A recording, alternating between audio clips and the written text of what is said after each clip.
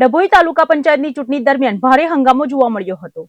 ઉમેદવારી ફોર્મ પરત ખેંચવાના સમયે કોંગ્રેસ અને ભાજપના કાર્યકરો વચ્ચે ઝપાઝપી અને નારા લગાવવાની ઘટના સામે આવી છે. ડભોઈ તાલુકા પંચાયતની ચૂંટણી દરમિયાન નામાંકન પરત ખેંચવાની પ્રક્રિયા દરમિયાન અચાનક તકદીલીનો માહોલ સર્જાયો હતો અને ભારે હંગામો થયો હતો. મળતી માહિતી મુજબ કુંડેલા બેઠક પરથી આમ આદમી પાર્ટીના ઉમેદવાર મૂળજીભાઈ સોમાભાઈ વસાવાએ પોતાનું નામાંકન પરત ખેંચ્યું હતું. ત્યારબાદ લિંક સ્ટડી બેઠક પરથી કોંગ્રેસના ઉમેદવાર દક્ષિશભાઈ ચંદુભાઈ રાઠોડ નામાંકન પરત ખેંચવા આવ્યા હતા. ત્યારે પરિસ્થિતિ વધુ બગડી ગઈ હતી. આ દરમિયાન કોંગ્રેસ અને ભાજપના કાર્યકરો વચ્ચે તીવ્ર નારા લગાવવામાં આવ્યા હતા, જે બાદ વાત વધતા ઝપાઝપી અને હાથાપાઈ સુધી પહોંચી ગઈ હતી. તાલુકા પંચાયત કચેરીમાં થોડી વાર માટે અફરાતફરીનો માહોલ સર્જાયો હતો. ઘટનાની જાણ થતાં જ પોલીસ તાત્કાલિક સ્થળ પર પહોંચી ગઈ હતી અને પરિસ્થિતિને કાબુ લેવા પ્રયાસો કર્યા હતા. પોલીસે બંને પક્ષોને સમજાવીને મામલો શાંત પાડ્યો હતો. માહિતી મુજબ ડભોઈ તાલુકા પંચાયતની કુલ 20 બેઠકો માટે 54 જેટલા નામાંકન દાખલ થયા હતા, જેમાંથી 2 નામાંકન પરત ખેંચવાના સમયે આ સમગ્ર હંગામો સર્જાયો હતો. પરિસ્થિતિની ગંભીરતા ધ્યાનમાં રાખીને બહારથી વધારાનો પોલીસ બંદોબસ્ત પણ બોલાવવામાં આવ્યો હતો અને તાલુકા પંચાયત પરિસરમાં ભારે પોલીસ બંદોબસ્ત ગોઠવી દેવામાં આવ્યો હતો. હાલ સુધી પોલીસ દ્વારા કોઈની અટકાયત કરવામાં આવી નથી, પરંતુ સમગ્ર મામલે નજર રાખવામાં આવી રહી અને આગળની કાર્યવાહી હાથ ધરવામાં આવી રહી. આ ઘટનાએ ફરી એકવાર ચૂંટણી દરમિયાન વધતા રાજકીય તણાવને ઉજાગર કર્યો છે.